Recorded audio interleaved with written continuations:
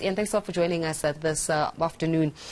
This thing about insurance policies is one that a lot of consumers get trapped in the sense that many individuals expect that once I've had that phone call or once I've taken a look at my policy, I don't have to revisit it until the time that I need to claim.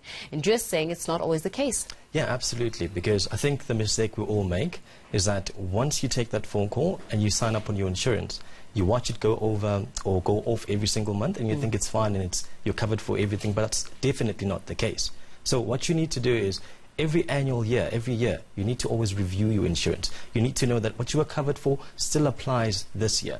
At the same time, you look at your own lifestyle. Your lifestyle changes. You might be in a job last year, now you're not, you're out of a job.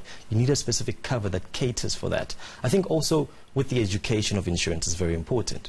You need to know what comprehensive cover means and what is not a comprehensive cover. Okay, so educate us. Let's start off with, I've got so many questions for you, but let's start off with the difference between comprehensive cover and non-comprehensive cover. And then I'm going to come back to the legalities of actually making changes to your policy without informing you as a consumer in the first place. But let's pause that one for now. Tell us about comprehensive and non-comprehensive. So basically, in a nutshell, comprehensive cover is the top of the range cover. You can't get anything more than that. So basically, it's like when you're buying a new car through finance.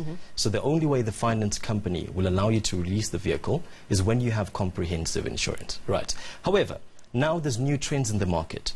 There's actually a cover which is called total write-off, which basically means that the finance company can still release the vehicle to you.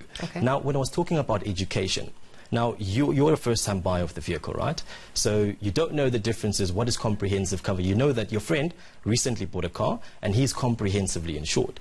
Now, you go out there, you get a premium from whichever company and they offer you 1,500 Rand. Then you go to this different company. They say to you, it's 500 Rand, right? Now, you think it's a comprehensive cover since the bank is releasing the vehicle to you, but it's actually a total write-off cover. What it basically means is that they will cover your car only in the event of a write-off. And comprehensive cover covers also accidents. You've bought a BMW, which is about 250,000 Rand. Now you've got damages worth 80,000 Rand. Who's going to pay for that, for those damages? Nobody, because you are covered for write-off only. Sure, but then you have to know that. I have to ask you then, if insurance companies make changes to policies given the fact that their amendments come in year on year, so different policies get introduced because of what the company and the direction the company takes in that particular year, but they don't inform you, and bada bing, bada boom, you signed one document in 2019, 2020 comes and you want to claim it, they say, sorry, oops, we didn't tell you that actually this has changed given the trajectory of our business. What right and recourse does now the consumer have? Yes. Okay, so that's a very good question. Legality is very important. So the first thing they'll tell you before we even get anywhere is that all calls are recorded. So whatever has been mentioned to you in terms of your cover, that cannot change without communication with you, the consumer.